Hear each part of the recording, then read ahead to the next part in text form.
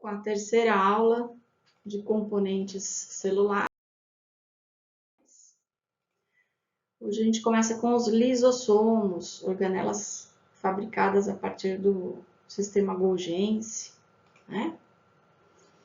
Eles são vesículas de secreção do Golgi que não foram secretadas. Elas ficam dentro da célula e elas contêm vários tipos de enzimas digestivas. Então, a função principal dos lisossomos é de digestão intracelular. Porém, vamos encontrar também dois processos relacionados com digestão, chamados de autofagia e autólise, onde o lisossomo também é o principal causador. Então, na digestão intracelular, eu tenho aqui o sistema Golgiense e o lisossomo, né, como uma vesícula dele. Do outro lado da célula, lá na membrana, está ocorrendo um processo de fagocitose ou pinocitose, formando um fagossomo ou pinossomo, ou também vacúola alimentar. Ele vai se unir ao lisossomo, então eles se fundem, formando um vacúolo digestivo. É uma bolsa que contém o alimento mais as enzimas digestivas.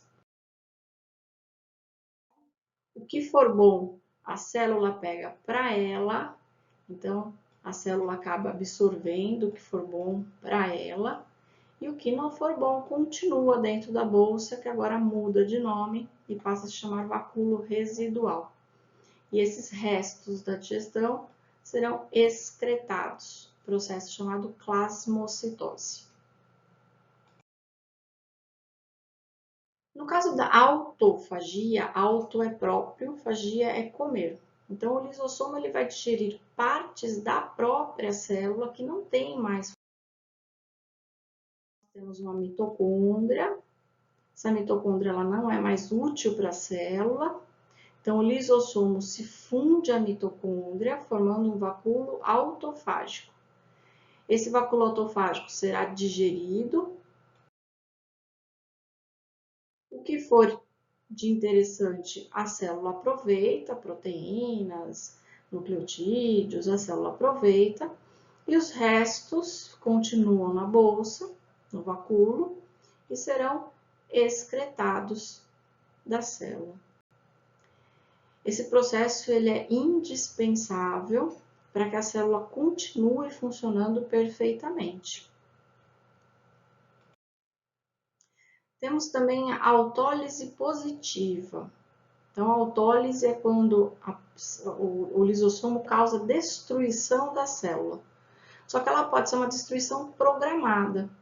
Então, células chegam a um determinado momento que o nosso organismo ele não cresce, né, indefinidamente. Essas células são controladas, né? Então, células que precisam ser destruídas dentro do prazo, né, algo programado, sofrem apoptose, né, sofrem essa autólise positiva. Nós temos exemplo, né, no caso aí do girino, a metamorfose do girino, onde ele passa a ter as patas traseiras, depois as patas dianteiras, ele atinge o meio terrestre. A cauda, ela passa a não ser necessária. E a gente percebe que essa cauda ela vai regredindo até que ela some. Então, essa regressão da cauda do girino é por conta dos lisossomos, que vão digerindo essas células e reaproveitando os nutrientes para as demais partes do corpo. Temos também o útero, que volta ao normal depois de um parto. Temos também as extremidades do nosso corpo, pés e mãos, quando ainda estamos em desenvolvimento, ainda dentro da barriga da nossa mãe, né, em forma de feto, nós temos umas membranas entre os dedos. E essas membranas elas vão diminuindo até que chega um ponto que os dedinhos ficam totalmente livres, né? Esse processo também ocorre por conta do lisossomo. Tem também a autólise negativa. Então, quando não é programado e ocorre morte celular. Então, um exemplo é a necrose. Então, ocorre um processo inflamatório, pode ser interno ou algum agente externo, causa uma inflamação no tecido. Esse tecido ele fica com pH ácido, que é favorável às enzimas do lisossomo, e o lisossomo começa a destruir células que deveriam estar saudáveis, então causando aí a necrose. Um outro exemplo é a silicose. A silicose é causada por pó de sílica. Então os mineradores sofriam muito de silicose. Hoje ainda existe, né? Mas não em grande quantidade. Então, quando os mineradores eles explodiam as pedreiras, né? Eles já iam minerar, aquele pozinho que ficava em suspensão, ele era inalado, ele entrava nos pulmões e entrava nas células, atingindo as membranas celulares, inclusive do lisossomo. Causava rompimento do lisossomo, essa célula também acabava ficando com meio mais ácido, favorecendo a ação das enzimas do lisossomo, e iam destruindo células saudáveis do pulmão, né? Até que chega um momento que a pessoa morre por insuficiência respiratória.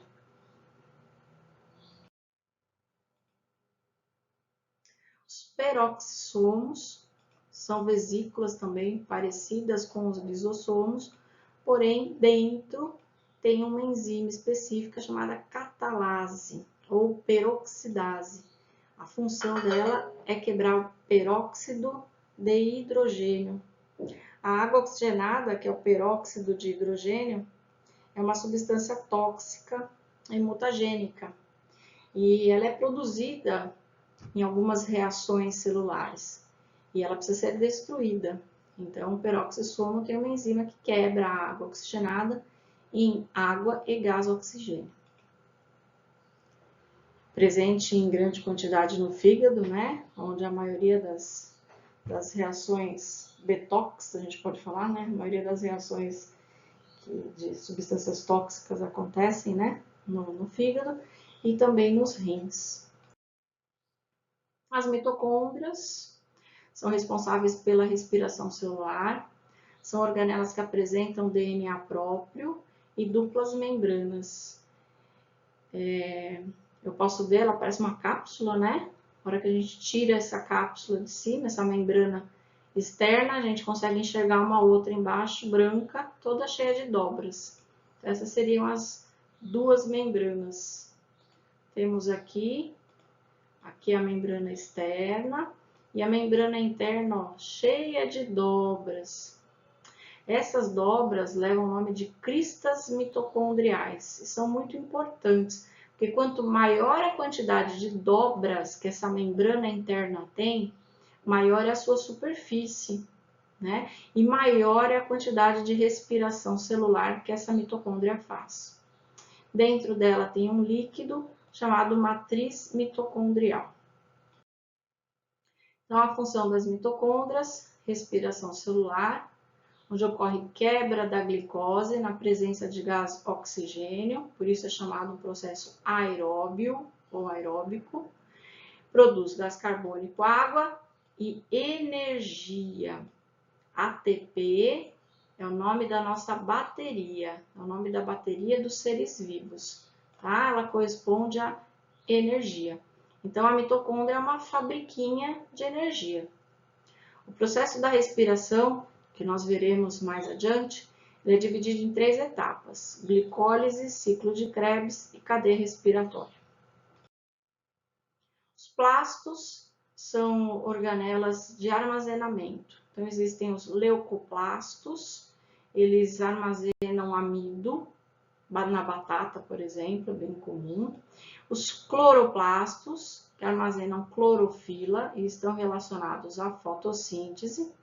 E os cromoplastos, que armazenam pigmentos diversos e deixam as flores coloridas. Os cloroplastos, eles são muito parecidos na sua estrutura com as mitocôndrias, porque eles têm uma membrana externa lisa e tem uma outra membrana do lado de dentro que também tem dobras. Então, é bem parecido com a mitocôndria. A diferença é que o cloroplasto ele tem umas bolsinhas onde guarda a clorofila. Essa bolsinha chama tilacoide. Um conjuntinho dessas bolsinhas a gente chama de grana.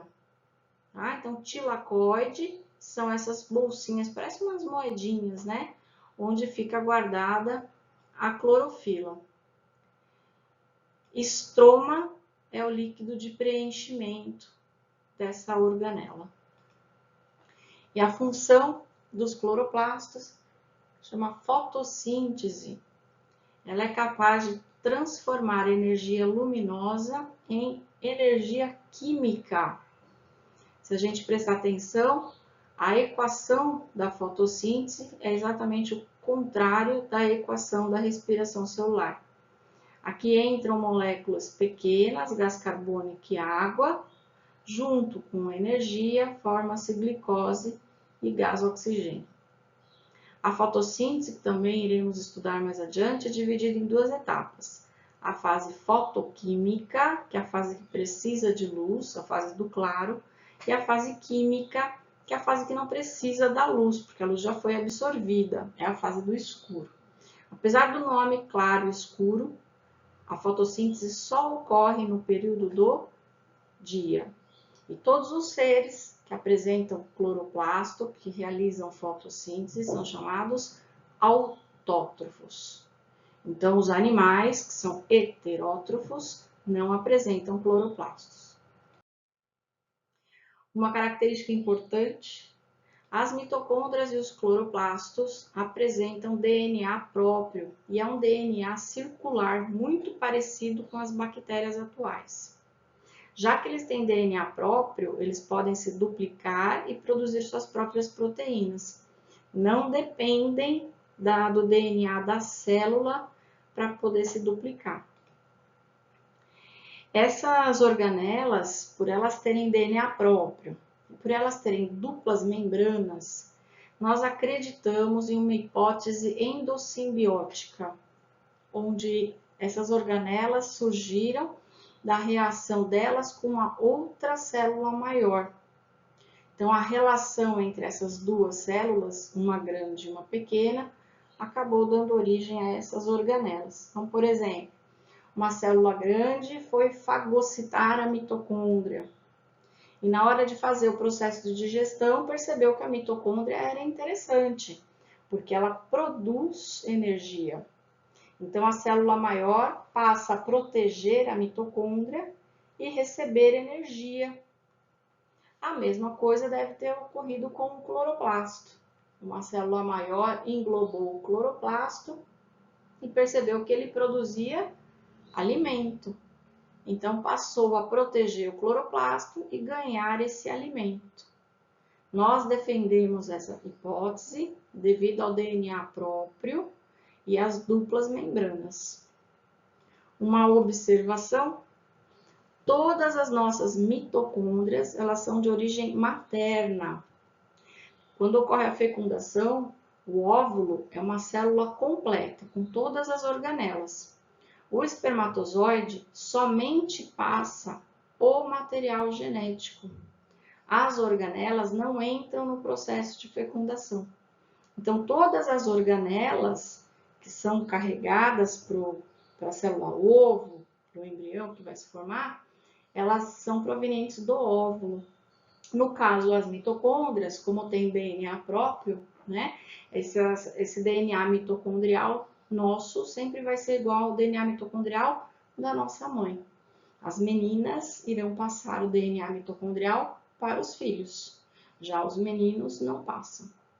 Tá? Essa é uma informação importante, pois a gente consegue fazer teste de DNA mitocondrial ao invés de fazer testes de DNA nuclear, para descobrir maternidade, para descobrir um acidente, se a pessoa que sofreu o acidente é filha daquela pessoa, né? Porque é mais fácil você mapear um cromossomo da mãe e um cromossomo do filho, e eles darem 100% ou próximo a isso, né, de semelhança, do que você pegar 46 cromossomos da pessoa e 23 deles devem ser parecidos com o da mãe e 23 parecidos com o do pai. Então, o teste de DNA mitocondrial, ele tem aumentado cada vez mais. Por último, os vacúolos. Vacúolo vegetal, ele armazena substâncias para a célula vegetal, o nome já fala, só tem célula vegetal. Pode armazenar água, pigmento, ar. Os vacúolos digestórios, vacúolo alimentar, digestivo, autofágico e residual. São vacúolos que não são permanentes, eles aparecem somente durante o processo de digestão, aquele processo em que o lisossomo está presente. Então, ele é um vacúolo alimentar, se transforma num digestivo, depois se transforma no residual e joga os excretas para fora, acabou o vacúolo. Então, ele é temporário, células animais, normalmente protozoários. Pulsátil ou contrátil. Esse aqui, ele é exclusivo em protozoários de água doce. Por quê? Vamos lembrar da osmose agora. O protozoário de água doce, ele é mais concentrado do que o meio, fazendo com que ele ganhe água. Só que o protozoário, ele não tem parede celular para proteção. E aí ele pode ganhar água até estourar. E aí como é que faz para ele viver nesse ambiente, né? Então ele tem uma saída muito inteligente chamada vacúolo pulsátil. É uma bolsinha que recebe toda essa água que está entrando e ela pulsa ou ela contrai de tempos em tempos e joga para fora a água que entra, fazendo com que o protozoário tenha sempre o mesmo tamanho. Isso, né, esse vacúolo pulsátil, só em protozoário de água doce. Tá? Protozoários de água salgada vivem em equilíbrio com o meio, então não precisa do vacúolo pulsátil.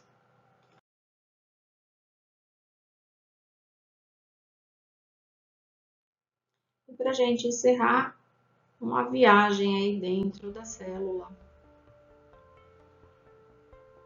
Aqui podemos ver as estruturas. Essa é uma mitocôndria, o citoesqueleto com suas proteínas, centríolo, núcleo, cromatina,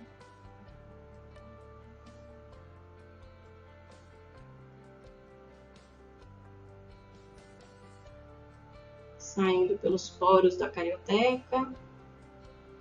Encontramos o retículo endoplasmático rugoso, onde estão sendo produzidas as proteínas.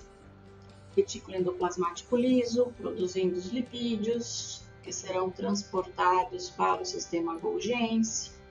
O sistema Golgiense vai fazer um melhoramento com essas proteínas e lipídios e vai secretar em uma bolsinha possível de secreção.